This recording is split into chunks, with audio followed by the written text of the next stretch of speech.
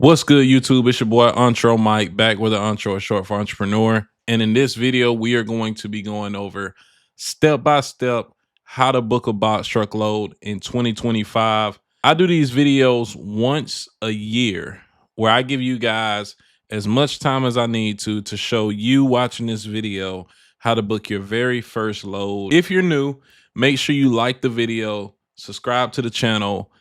Discounts for the load board that I'll be using today, DAT1 for 10% for the first year, will be in the description. If you guys want to know more background about me, like I said, it's Entre Mike, Entre Short for Entrepreneur. I started box trucking in late 2020, and I make these videos every single year. I'll just pop up on the screen some examples, whether it's for hot shot, whether it's for box trucks. We'll get some cargo vans in there from time to time. I actually make these videos weekly as far as rate updates, spot market updates, so you can see the rates and how they're fluctuating with the current market.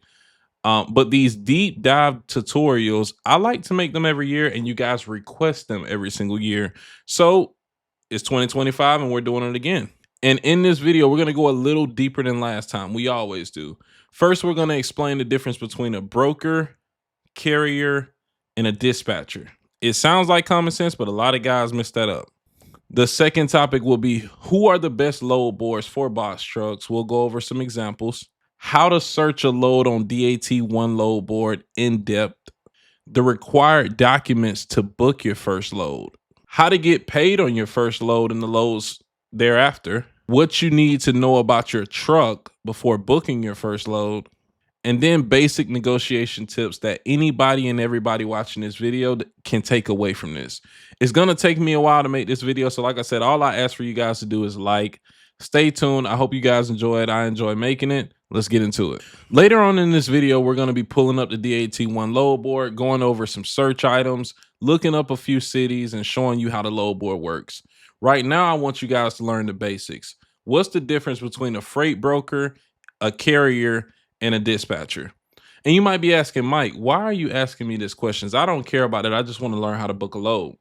But you need to know who you're talking to. You need to know who's on your team and honestly who's not, right? And I'm not saying that to say freight brokers are bad people, but at the end of the day, a freight broker is what we call a shipper representative. Mike, who's the shipper? The shipper is the warehouse, right? And the warehouse is going to have a representative, such as a freight broker or a freight forwarder, but let's keep it simple and go with freight broker, where they're going to assign all of the loads to that freight broker to get out on, on a timely manner. So if I have a load, if I'm a warehouse, right, ABC warehouse, and I need to get a load from Atlanta, Georgia to Columbus, Ohio, I'm going to ask my freight broker to post that load on his load board or find a carrier in general to take that freight to Columbus, Ohio. So speaking of carrier, you're the carrier. The freight broker is the shipper representative. You are the motor carrier. That's why you have a MC number to carry the freight. So the brokers broker the freight. The carrier carries the freight. That's just a simple way of thinking about it. Now, where guys kind of get confused is when a dispatcher comes in, right? Dispatcher. The dispatcher is your representative if you choose to have one. Having a freight dispatcher is not a requirement. In my opinion, is more of a luxury when you're starting off. Freight dispatchers might already have relationships with freight brokers and some shippers, maybe. More than likely, it's going to be freight brokers off of the same spot load board that you're going to be operating on. But nevertheless, a freight dispatcher is your representative. It is your contractor that you contract your work out to, usually for a rate of anywhere from 6% to I've seen 12% per load. And they're the ones who are going to take, control of the paperwork. They're going to basically book loads in your name, right? So I hope we got that cleared up. You should not be confused about the difference between a freight broker and a freight dispatcher. Because some guys say, hey, Mike, I'm brand new. Do you got any brokers I can use? Yeah, and I say, yeah, I got a few. You got TQL, you got Landstar, you got CH Robinson. It's like, what are you talking about? And I'm like, yeah, those are freight brokerages who post their loads onto load board. They post their loads onto load boards, and they already have shippers with freight, right? But a freight dispatcher is going to be the person who's on your team, and they're going to book loads on your behalf using the same load boards, but they just have more tenure at booking loads. They might have a few better, negotiation rates. And like I said, just having more connections in the industry. So as long as you got that straight, we should be good to continue with this video. I just wanted to go over that first. And then we're going to go over this very lightly, right? Who are the best load boards, or what are the best load boards for a box truck? Whether you got a 16-foot, 20-foot, 26-foot box truck. In my opinion, the top two are going to be DAT1 and Truck Stop. You also have Gig Apps. You also have Amazon Relay. You also have 123 Load Board. You also have Selectus. So it's not to say the only options are going to be DAT1 and Truck Stop. I'm saying those are the most popular two options. Take that with a grain of salt. Amazon Relay is still a very viable load board in order for you to book loads. But the problem is you're not going to be able to book your first load there because it takes 6 months of active authority in order for you to get a load with Amazon. I don't want to stay on this topic too long. Those are probably my top 5 load boards that are fit for a box truck. So let's go ahead and get into the next topic. All right, right now we are on the DAT1 load, and we're on the front page of where it is. We're going to hit search loads and show you step by step how to book your first load. But for right now, I just want to show you the main dashboard. And on the front, you can see the loads coming in and out. Now, it's pretty late with me making this video, if you guys can see the time. So it's not going to be a lot of loads coming in and out that are recorded on today. But that won't be too important. Let's go ahead and move into how to search for your first load. So you'll hit search loads, and for origin, right? I got Atlanta, Georgia in. You can type any city and state. It'll pop up here and show you your results. We got DHO, which stands for deadhead origin. Deadhead is the amount of miles that you're going to have to travel in order to pick up your first load. And destination is just, if you wanted to be very specific and go to, let's say, New York, right? It would search a load that went from the origin within 150 miles of Atlanta, Georgia, and then a load would drop off 150 miles around New York. Most people never use this feature unless they're partial in freight. We'll get into that later. Or unless they're trying to get back home, right? And then for equipment type, I have the wrong equipment type. That's for reefers. So we got straight box truck, van, and sometimes guys will put van liftgate. So those are the most common 3 searches for a box truck. 90 or 80% of your loads are going to come from here. And I would say 98% are going to come from these two. Load type, the reason why we have full and partial selected is because sometimes freight brokers post full loads as partials and partials as full loads. So you want to see them all. For the length of your box truck, this matters for what type of box truck you got. If you got 24, put 24. If you got 20, you'll put 20, 16, and so on. But this video is catered towards the 26-foot box truck. An average of what box trucks can scale is usually somewhere from 9,000 to 10,000 pounds. So we're just going to keep it at 10,000 pounds, but that's something that you should be doing before booking your first load. We'll get into that later into this video as well. So for our load searches, we're going to put Monday and Tuesday just to see what's out there. And then we're going to hit search. Got to take this off. Take off New York. Make sure you keep your destination open. And right now it's showing 52 results, right? So let's just go through every tab. Age is what most people are going to keep it on. You want to see when loads are being posted ASAP because usually those are going to be your highest paying loads. Right now it's in the middle of the night, so it's not really many loads being picked up at all right now. This is just for the sake of showing the video, right? But on a normal day, let's say a Monday, Tuesday, Wednesday throughout the week, 9 a.m. Eastern is when the load board is pretty live. So that's what age is for. It shows when the load was posted from the freight broker. The rate, of course, is going to be the rate that freight brokers post to. As you can see, half of the loads do not have rates on them. Well, I wouldn't say half. Most of the loads have rates assigned to them. Some don't. Usually the loads posted without a rate pay better, in my opinion. So those are the ones you want to call on when they're hot, because they don't know what they have on. They're going to be asking you, what's your rate on it? Now, as far as trip is just the distance from the pickup to the drop off. A rough estimate. It's not always perfect. Origin is going to be where the load is picking up. Deadhead origin, like I said, is showing how far you have to deadhead from your location to make it to the pickup. So they're saying that Dalton, Georgia is 90 miles from Atlanta, Georgia. Destination is just showing where it's going, of course. It's not going to show deadhead destination. Pickup date is pretty important. It's just showing what date it's going to pick up. Sometimes they'll have, right here, partial rate only, 9 rolls, delivers Tuesday from 8 to 12. So that's a delivery date, but it didn't show a pickup time. Sometimes it'll show a pickup time. Equipment. This will show if the freight broker posted it for a van or a straight box truck. Like I said, most of your loads are going to come from SB straight box. The length, of course, that's common sense. Same for the weight. Capacity, this is pretty important too. It's showing that the freight broker looks at the load as a full rate or a partial rate. Company, of course, this is the freight brokerages, and these are the freight brokers' contact information. And then credit score. Credit score is pretty important. We're going to get into factoring later into this video, right?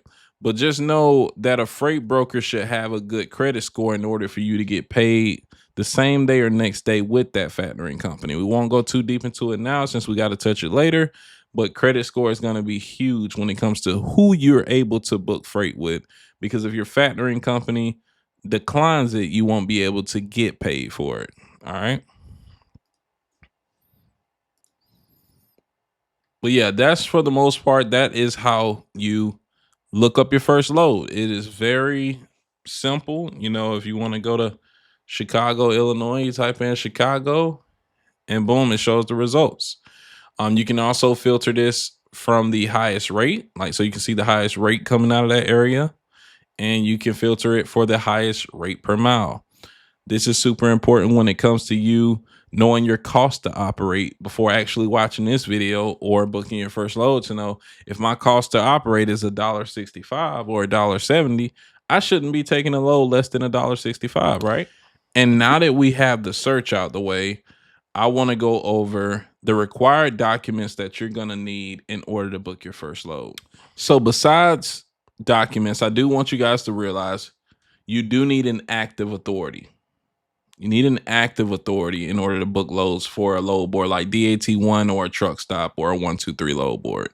So know your MC motor carrier number has to be active. When getting that active authority, you'll receive what's called an MC certificate. MC authority certificate, it's interchangeable.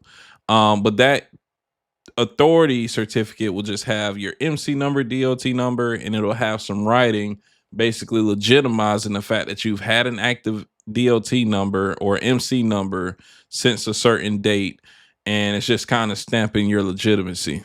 Then you're going to need a COI, which stands for Certificate of Insurance. Now, if you guys need an insurance quote while watching this video, I do work personally with LogRock. If you guys would like me to be your agent or someone from my team to be your agent, click the link in the description for an insurance quote, fill out the contact form and the insurance quote form, and then I'll reach out to you and let you know how your quotes are looking. The next required documentation is going to be a W-9. W-9 is a basic generic, you can literally search blank W-9, download it, and put your information on it. All it's going to require is your LLC name, address, tax ID number, which is your employer identification number. If you don't have your LLC and EIN number yet before watching this video, I also have links for Busy, aka Ink File, in the description where you get a discount by going through my link. Super self-explanatory.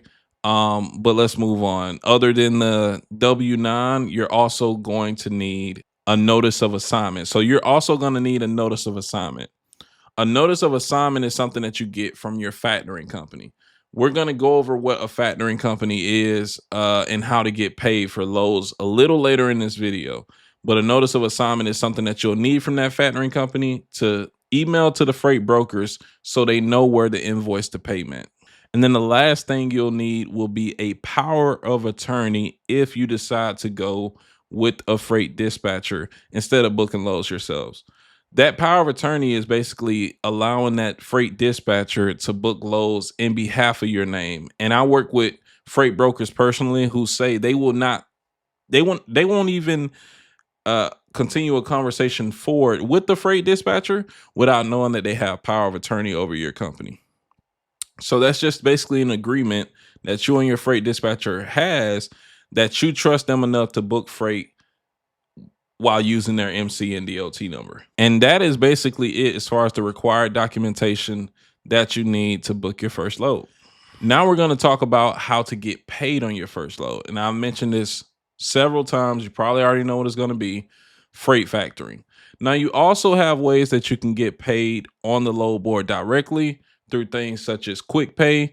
If you were to go through uh, a centralized load board like Amazon Relay, you'll get paid from Amazon Relay every single week instead of needing a factoring company.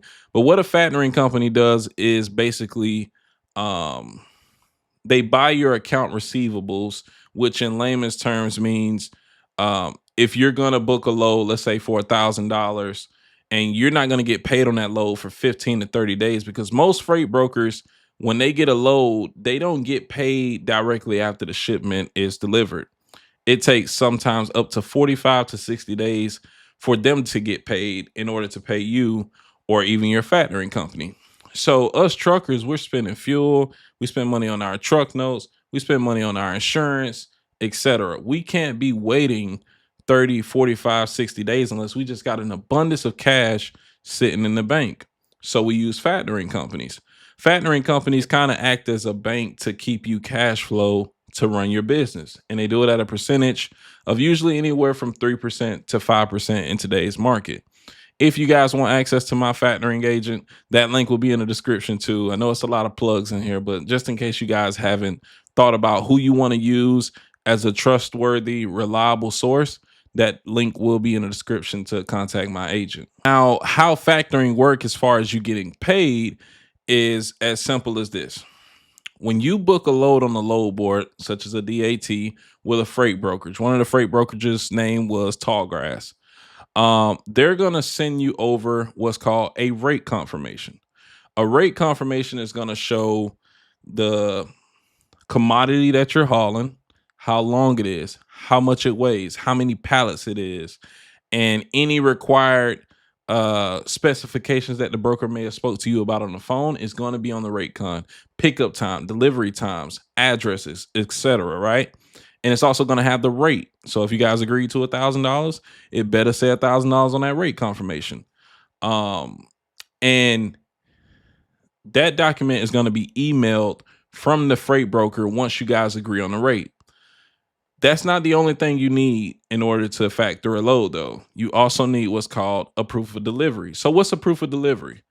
It doesn't start off as a proof of delivery. It starts off as a bill of lading, which is your BOL. So when you drive to the shipper, let's say it's in Atlanta, Georgia, ABC warehouse, right? When you pull up at ABC warehouse, you give them your pickup number and they let you in, they're going to load your truck up. Whether you load it or they load it, after it's loaded, they're going to shut your truck, maybe seal the truck, and then they're going to come out with your paperwork, which is called your bill of lading.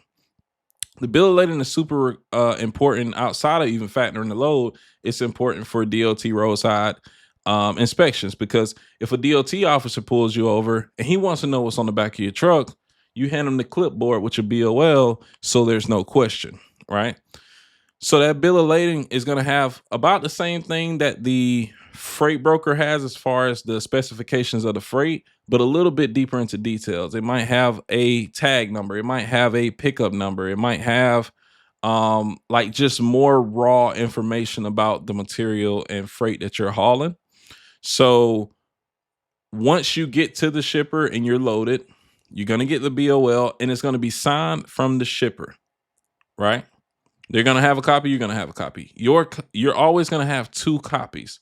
You're going to have one copy for your receiver when you pull up to the receiver to drop off the freight, and you're going to have one copy for yourself to keep for your own records and for your factoring company, right? So there's going to be three signatures, one from the shipper who shipped the freight, one from you who carried the freight, and one from the receivers when they received the freight. As soon as the receiver signs that everything is in good standing, there's no damages, because if there are damages, they will mark it on the BOL. You don't need that. You need a clean bill of lading in order to get your load factored. A clean bill of lading, like with no X's, no nothing, right? Just a signature. So once it's signed from the shipper, carrier, which is you, and the receiver, which is the customer, you're good. So that bill of lading, once it's signed by all three parties, becomes your proof of delivery. So I said all that to say, just to kind of deeply explain, you're going to need a rate confirmation between you, the carrier, and the freight brokerage, right? Confirming the rate that you guys agreed to haul this freight from X to Y. And then once you get the signatures from 1, 2, and 3, that bill of lading that you picked up at the shippers becomes your proof of delivery. Proof of delivery, rate confirmation. You're going to upload those to your factoring company. If you upload it usually before noon, for most factoring companies, you can get paid the same day. If not, it'll come in the following morning. So that's how you get paid for loads. If you choose to not go with a factoring company, you got to go with sketchier options such as Quick Pay. Quick Pay is where they will basically pay you out in 3 to 5 business days, and you'll just have to invoice them for the load. But from my experience, I haven't had too many bad experiences, but I would rather get paid the same day or next day with a factoring company at the same 3% percentage, because these guys they can charge 3%, 5%, 7%, really whatever they want to, because it's their freight brokerage and it's their is what they want to do, right? So they might upcharge you a little bit more just to pay you for having to invoice that fee. There are also ways to get COD, right? Cash on delivery or check on delivery. I don't take those loads. I've taken one or two in the past, and I just don't trust it. That's me personally. I'm not trying to scare you guys away from doing like cash on delivery loads. I just wouldn't go around. If you don't have a good factoring, if you don't have a good credit score, I don't trust you to pay me on time or that check not to bounce. Honestly, I don't expect you to have any money to pay me. And then you also have EFS. Some brokers do this to where they'll pay you like half of the money up front. You take that EFS statement to a fuel station and you're able to take out the cash from the truck stop and kind of cash your check that way. I stay away from them loads too. I've done a few just because they pay really well. But usually the quick pay and the EFS are from brokerages who don't have good credit scores, which means, in all honesty, they just have a bad history of not paying on time. So those are the ways you get paid from a freight load board. Last thing we're going to go over is negotiation tips. There isn't much to really cover on negotiation tips as a new authority, if I'm being completely honest, right? You can't use your tenure, you can't use your skill set, because if anything, you are pretty new in a market that I won't say that's just totally oversaturated, but it's a lot of supply with limited demand.